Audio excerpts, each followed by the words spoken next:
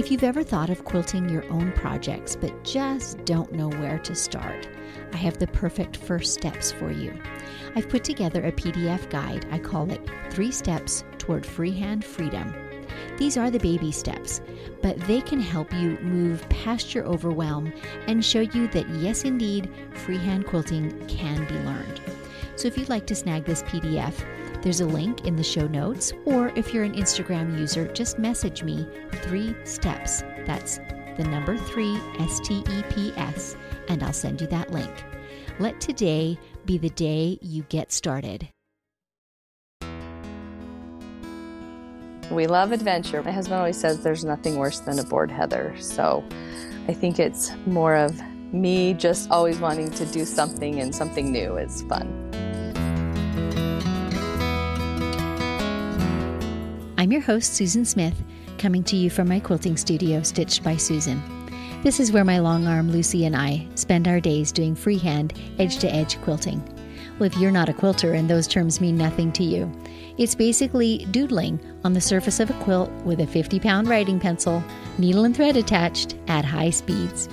And if you are a machine quilter, I want to invite you to tune in to the live and unscripted events that I host on my YouTube channel. It's also called Stitched by Susan, and I'm there on the first and third Friday of every month. So these are streamed live in real time. So you basically get a chance to look over my shoulder in my studio and watch as I'm completing a whole project. And as I work, I talk through the decisions, the choices, maybe even the challenges that are in that project. And it's interactive too. And so you can ask questions and actually get answers about that project while I'm working on it. So if you'd like to be notified of upcoming events and maybe what the topics are going to be, grab my newsletter. There's a link in the show notes to sign up for that. Today's Pins and Needles is brought to you by The Will and Dave Show. Hi, I'm the Will half of The Will and Dave Show, a short little podcast that myself and the eponymous Dave like to record talking about the things that really matter to us, whether that's social, political, or pop culture. Usually we don't see eye to eye, but more often than not, we can find some common ground in there somewhere. And now, back to Pins and Needles with a quick tip for all you sharp quilters out there. Since my guest today is a long arm quilter, let's talk quilt prep for a second. There are just a few things that you can do that are very easy that really make your quilt much easier to handle for your long armer. A couple of these have to do with the quilt top and some with the quilt back. So first, the top. I recommend that you give your entire quilt top one last press from the right side before you hand it off to your long armer. Be watching for seams being pressed fully open and not having any little tiny pleats caught in them, and also be watching for loose threads on the surface that you could pick off. So one final press from the top side to get everything smooth, and then take that quilt top and fold it with the seam allowances inside. This really helps to prevent fraying as you're traveling with it, handling it in and out of a bag and so forth. So fold it with the seam allowances all on the inside and the smooth finished edge on the outside, and that will keep more threads from fraying off of it. And then for the backing of the quilt, I always suggest that if your quilt backing has a seam in it, fold that backing anywhere but on the seam. You can imagine if the seam has been pressed open and flat, and then you fold it right along that seam, that of course closes it up again. So if you will fold it even an inch to the side of that seam, it will keep it much more flat and smooth, and your long armer will be so happy when they go to load it on their rails. You know I love my coffee. In fact, I've got a fresh pot brewing right now. If you are interested in supporting this podcast, you can go to buymeacoffee.com/Stitched by Susan. There, for the price of one delicious coffee, you are able to make a one-time contribution or sign up for a monthly one if you so desire. Thank you so much for your support. I really appreciate it. And maybe take a moment now to refill your cup as you settle back to enjoy today's interview.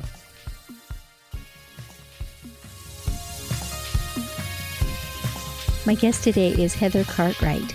And I first got to know Heather as a dealer for the brand of longarm machine that I use. But in getting to know Heather a little bit, I realized that there's a lot more to her story. So she's going to join us today and tell us some of her background, some of the businesses that she's been involved in, and the many years of experience quilting that she has, and also some of her side hobbies that she enjoys alongside the quilting. I'm welcoming Heather into the studio today. I'm so glad you could be with me. Thank you, Susan. It's good to be here. I first got to know you, Heather, because you're a gammal representative. And of course, I do my longarm quilting on a gammal. But before we kind of dive into what you're doing these days in your business, let's talk a little bit about what brought you to this point. So, did you learn to sew in your childhood? Is there someone who introduced you to sewing or quilt making, or kind of what's the story there? Well, my mother was an avid sewist and seamstress, actually. She had a bridal business where she made wedding dresses, and she tried to get me to sew my entire childhood, but I was not interested at all. And in fact, didn't become interested until I was pregnant with my fourth child and last, and I wanted to make a rag quilt. I had seen a rag quilt from a friend of mine, and I just was intrigued. So I decided I was going to just teach myself and make a rag quilt for my baby. And I did, and it was a little addicting. So from there, I couldn't stop, but I didn't, I don't know if I didn't look for classes or I just didn't realize there were classes out there and available. So I self-taught and didn't have the right equipment and moved on to a real quilt. I made a yellow brick road. And I cut it out with scissors because I didn't know they had those fancy pizza cutters for fabric. So it was quite the journey, where I began was kind of primitive, actually. Which is not a bad thing. No.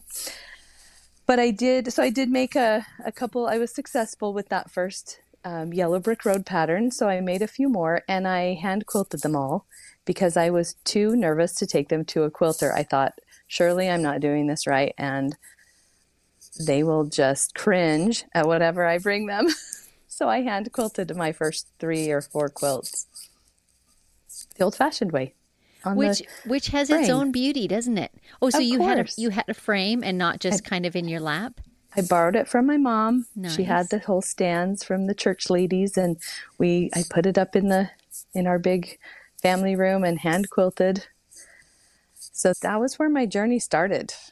Well, that is very much how I learned to quilt. And, in my childhood, we were a bunch of kids in my family, and our favorite place to play was building forts under that big old quilting frame that took up the whole living room. So, yeah. I have lots of fond memories of that as well. Indeed.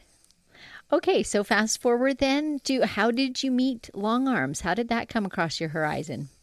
Well, I really got into sewing and joined a little group of other quilters through my church, and we would meet, and I learned a lot from them. And one day, my husband, for our anniversary, he wanted to take me to Las Vegas, and he said, I want you to pick any show you'd like to go to, whatever show you want to go to for, I think it was maybe my birthday. And I got down to Las Vegas and saw they were having a shop hop. And I thought, wow, I've never done a shop hop. This is so exciting. I said, I want to go on the quilting shop hop. And he said, the what? He had never heard of that before. And I said, it's where you go from quilt shop to quilt shop, and they do fun things, and they have specials. And I think he probably couldn't think of anything worse in his mind that we could have possibly done. But he was such a good sport. He said, okay, let's shop hop. So we went around to all the shops in Las Vegas. And he, at the time, was a financial advisor. So the first few stops, he sat in the car and just let me take my time. And then I said, you should come in. So he came in and saw all these crazy ladies, this store full of bizarre women just gathering up armloads of fabric. And so then he started Googling, what kind of industry is this quilting industry? And he was shocked at the size of the industry. So he started asking questions. Where do you buy your fabric? And I said, well, I drive. At the time, I lived in a little tiny town called Kimberly, Idaho. I said, I drive to Rupert, to the Gathering Place. It's a fabulous store. They have, I think, 10,000 bolts of fabric. And he said, you have to drive 45 minutes to buy fabric? And I said, yeah. And he said, gosh, you should open a fabric store.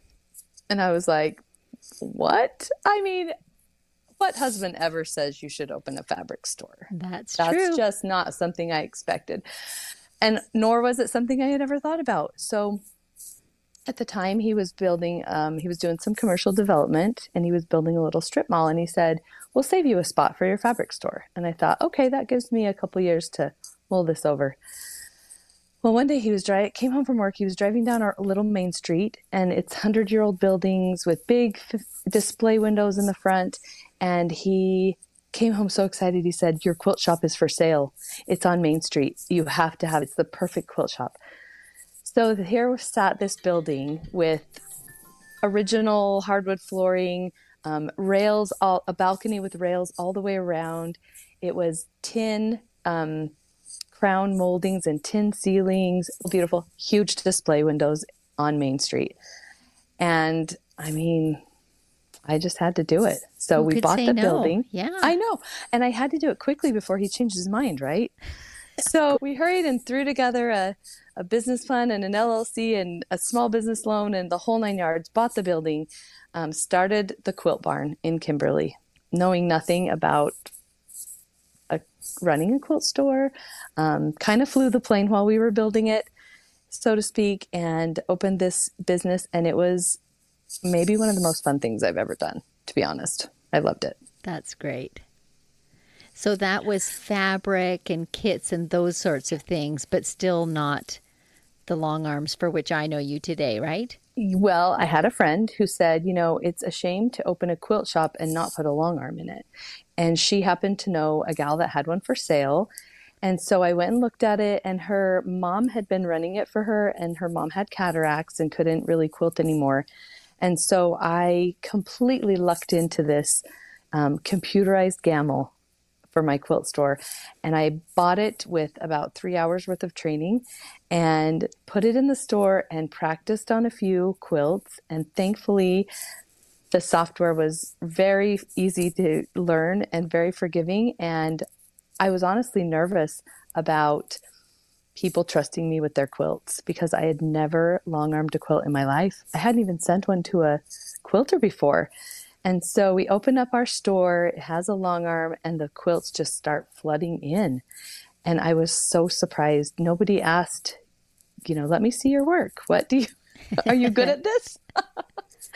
And we, as we started hanging samples up in the store, I'm sure they felt a little better, but we never caught up. We were never caught up. The whole 10 years I had that store, we ended up adding a second machine a year later because we were so swamped. And we ran 2 Statlers in the quilt barn for about 8 years, just 6 days a week, solid. Wow. And it was an amazing business. Wow.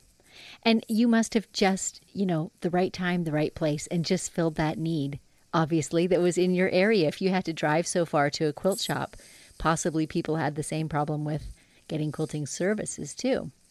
Absolutely. And there was a lot of custom quilters in our area, but there wasn't a computerized machine in our area. So we were able to fill kind of a little niche that the custom quilters really didn't want to fill, so to speak. They like to use their creative energies. We would send those custom quilts to them, and they would send the edge-to-edge business to us. And it was a very good relationship to have. So just in case our listeners don't know, do you want to give a few second definition of what custom is versus edge to edge? Absolutely. So an edge to edge design is a pattern that's quilted over the whole face of the quilt. So if it's a floral pattern, it repeats itself maybe every 12 to 18 inches, and the whole quilt is just covered with flowers, or whatever design, if it's a geometric design. Whereas a custom quilt, they will actually quilt certain motifs in each block of the quilt or the pattern. So if it's a star, each triangle in the star or diamond in the star will have its own beautiful pattern in it. And everything is designed ahead of time and unique. It takes a lot more time. Yes. And they're 2 quite different styles. Absolutely. And within those niches, there are even smaller ones. So you do all your work on a computerized gammal. I do the same type of edge-to-edge work, but I do it all freehand. So my designs don't exactly repeat every 12 to 18 inches. They repeat whenever There I you feel go. like it. That's true. And see, being in the computerized world, that's something that just doesn't come to my mind right away. But you're right. And I admire long arm quilters who are hand guided quilters, because I don't feel like I have that gift of artistry and that artistic ability to, just draw on fabric with thread like you guys do. I I don't admire know. that. Never say Oh, never, because I never thought of myself as an artist either. But in the same way, I admire your skills with technology and with digitizing designs and things like that. Does not come easily to me. So good thing there's room for all of us. that is a good thing. Okay, so what are you doing these days? And maybe we should, I know this, but our listeners don't. Your husband has joined you in the business now, right? What did that changeover look Yes. like? And is he fully converted to quilting? Well, he hasn't, he's pretty good at it, actually. He can run that computerized machine when he has time, but he rarely has time nowadays. So, my husband used to come into the store quite often on the weekends to help, and ladies would get a little nervous when he started unrolling their fabric to make their cuts. And he used to have to assure them that he was a very generous person when it came to cutting fabric. He'd always give them an extra couple inches. So then they actually liked him to cut their fabric. They would wait for him because they knew they'd get a little extra.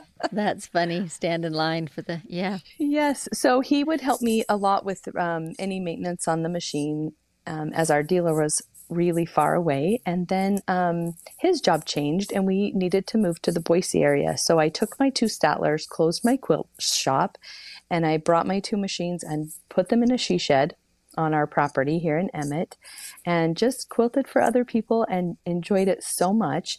It's a wonderful home-based business. I got to make my own hours. I got to see, all the different beautiful quilts that people would bring in, and use my creative ability I do have to pick just the right pattern for those quilts. And it was a lot of fun.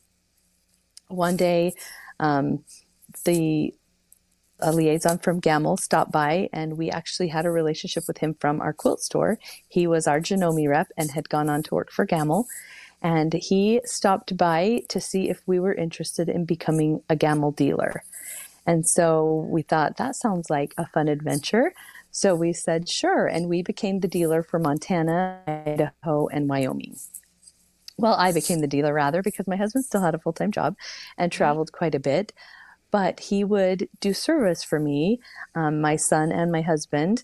And so about 1 week a month, I would send them out on the road to service machines and set machines up. And it was great. It was wonderful. We really enjoyed getting to know all of the quilters and long armors in the area. And we're thrilled to represent Gamble. I feel like it is really the most maintenance-free machine that is out on the market today. I ran two of those in my shop for 10 years and had one maintenance call the whole 10 years I had them. So I feel like that is a testimony to how they're built. And I was thrilled to be able to keep going as a home-based business and then become a dealer for them to represent Gamble. And we did that up until just this last fall. That's awesome. When Gamble made some big changes. Right. And now the whole servicing and dealership is a different format. And that's not really the point of this podcast, but it has been quite an adventure for you then, change after change. Yes. And you and your husband certainly are not hesitant to do, big new things. I like that. We love adventure. We don't my husband always says there's nothing worse than a bored heather. So I think it's more of me just always wanting to do something, and something new is fun. Yeah, new horizons, new horizons. So I'm curious because I too, run a home-based business, and something that I am always working at, never quite achieve, is this whole, work-life balance. So this obviously, these businesses were going on in the process of your children growing up. What are some of the things you did to maintain that kind of balance and sanity, perhaps, in your life? That is a struggle, and it has been a struggle for me as well. And I know when we were renovating that old 100-year-old building, we put in so many hours, and the kids, we brought roller skates and skateboards, and they played and rode their bikes. It was a huge building. So they were able to hang out there a lot. But at one point, my daughter, who was just going into kindergarten, came up at the end of a long day and said, "Mom, I just want to go home." And I said, "Oh, sweetie, we live here now." And I was joking, which was distasteful for a kindergartner. And she just started crying and she goes, "We do." And I said, no, I'm kidding. It just feels like it. We don't really live here. But it was hard. And we tried to involve the kids as much as we could and give them, jobs and help them earn money. And they loved that. And it was nice the way the quilt barn was positioned geographically. My kids could walk there after school. So they would do that and do their homework in the classroom and things like that. So they always say I was raised in a barn because the quilt barn, and they were raised in a barn. Pretty funny. And we all laugh, but they were pretty good sports about it. It does take a lot of time running your own business. It's a lot of work and not for the faint of heart. That's for sure. It's true, but for every disadvantage, there's a great advantage too. And you touched on a couple of them earlier, being able to set your own hours, being able when you need to take time off. I think you work harder when you work for yourself overall, but at least Absolutely. It's more flexible. You get to make some of those decisions. So, yeah. Absolutely.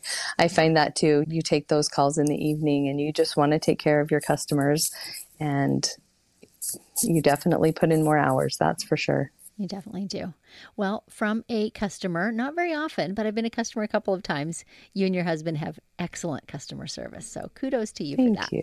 Thank you. Maybe since we're talking about balancing, tell us about some of the other things that you do in your life that kind of get you away from quilting and give you a reset, if you will. Sure. I am a woman of many hobbies, so I do love the outdoors and I love gardening. My most favorite thing to do is to spend time with my miniature cows. I started this adventure a few years ago, and I'm raising micro miniature cattle. They are a dwarf version of fluffy, adorable cows. Okay, so about how tall? They stay under 36 inches tall. How big is a baby? Grown. A baby, our smallest baby was 16 inches tall when she was born. And they're the size of a little baby goat when they're born. They're so tiny, but they have hair and they're fluffy and they're adorable. And the breed is very docile. So I call them grass puppies because you walk out and they run up to you and start licking you, and they love to be scratched and brushed and loved on. And they are a wonderful, wonderful pet. Too fun. They're so much fun. I can just imagine when you're having a rough day quilting or even just a long day quilting, the joy of just going out and scratching behind their ears. Yes, it's so much fun. Well, before we go, I wondered if you have some little gem of wisdom that you'd like to share with our listeners. It can be about life in general, or kids, or businesses, or craft, just whatever you like. When I was opening my quilt store, I went down to Moda, and they had a Moda University, and I was talking with the owner of Moda, and I asked him for a piece of advice as I started this journey. And his advice rang true, and it has served me well. And it was, be as generous as you can. And I tried to remember that as I ran a business, and try to remember that still today, even in my relationships, not that aren't business related. But if you are as generous as you can possibly be, it will come full circle and good things will come back to you. Very wise words. Thank you for that. Well, thanks so much for sharing some of your stories with us today. I sure appreciate it. Well, thank you for having me on your podcast. It was really fun. Thank you so much for tuning into the show. If you enjoyed this podcast, please consider leaving a review on Apple Podcast or the podcast app of your choice. It really helps other listeners to find the show so that they can enjoy these stories too. Plus, I would love to hear from listeners who'd like to nominate a crafter with a story to tell. If you know such a person, email me at info@stitchedbysusan.com, and don't forget to CC the nominee. So until next time, may your sorrows be patched and your joys be quilted.